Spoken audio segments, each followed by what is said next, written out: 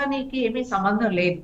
పుక్కల విద్యాసాగర్ అనే అతను వైసీపీ అతను కాబట్టి ఈ వైసీపీ అతనితో ఆ అమ్మాయి ఫోన్ లో ఉన్నటువంటి సమాచారం మేరకు వాళ్ళిద్దరికి ఫ్రెండ్షిప్ ఉంది అనేటటువంటి దాన్ని ఆసరా చేసుకొని పుక్కల విద్యాసాగర్ ని ఉపయోగించుకొని వైసీపీ ప్రభుత్వం అంటే ముఖ్యమంత్రి చెప్పిన దాని మీద ఆ రోజు పోలీస్ ఆఫీసర్స్ యావత్తు వ్యవహరించారనేది అందరికీ అర్థం. సో ఇప్పుడు ప్రభుత్వానికి ఆటంకం ఏంటి అంటే ఇప్పటి ప్రభుత్వం కూడా సజ్జన్ జిందాల్ యొక్క ప్రభావంలో పడిందా? సజ్జన్ జిందాల్ నూతన ప్రభుత్వం వచ్చాక, ఈ కూటమి ప్రభుత్వం వచ్చాక ఇక్కడికి వచ్చారు, వారితో మాట్లాడారు, వెళ్ళారు.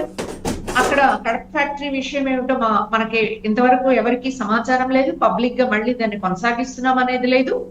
కానీ కేసు మాత్రం ఎక్కడి కేసు అక్కడ ఉంది అంటే ఆ రోజు వైసీపీ ప్రభుత్వాన్ని ఇన్ఫ్లుయెన్స్ చేసిన పద్ధతుల్లోనే ఈ రోజు తెలుగుదేశం కూటమి ప్రభుత్వాన్ని అంటే బీజేపీ మనందరికీ తెలుసు. నవీన్ జిందాల్ కి బీజేపీకి, సజ్జన్ జిందాల్ బ్రదర్ నవీన్ జిందాల్ కి బీజేపీకి ఉన్నటువంటి లింక్ ఈ రోజు బీజేపీ ప్రభుత్వం మన రాష్ట్ర ప్రభుత్వంలో భాగంగా ఉంది.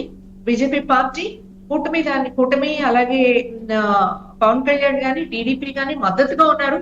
వీళ్ళ మీద ఒత్తిడి చేసి ప్రభావితం చేసి ఈ కేసుని ముందుకు జరగనివ్వకుండా చేస్తా ఉన్నారా? సో దీని వలన వాళ్ళ రాజకీయ ప్రయోజనాలు వాళ్ళ పలుకుబడిని ఉపయోగించుకుంటే ఒక అమ్మాయికి అన్యాయం జరిగితే వాళ్ళని అకస్మాత్తుగా అలర్ట్ చేయడానికి ఒక ఫోర్జరీ డాక్యుమెంట్ తో తీసుకొచ్చి అరెస్ట్ చేసి అమ్మాయిని మాత్రమే కాదు ఆ కుటుంబ సభ్యుల్ని, తల్లిని, తండ్రిని, అలాగే అన్నని, వాళ్ళందరినీ కూడా కేసులో పెట్టి వీళ్ళ ముగ్గురిని అరెస్ట్ చేసి జైల్లో పెట్టారు కదా.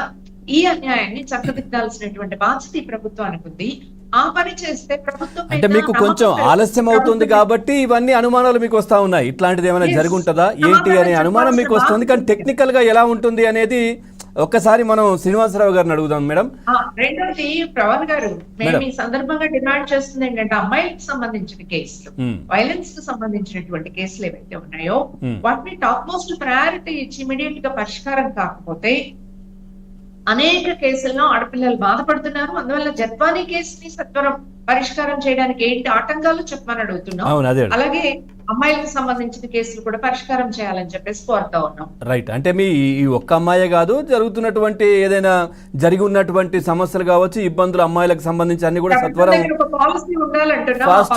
ఫాస్ట్ ట్రాక్ కోర్టులో ఇమీడియట్లీ దానికి సంబంధించినటువంటి ఒక వెసులుబాటు కావచ్చు వాళ్ళకు.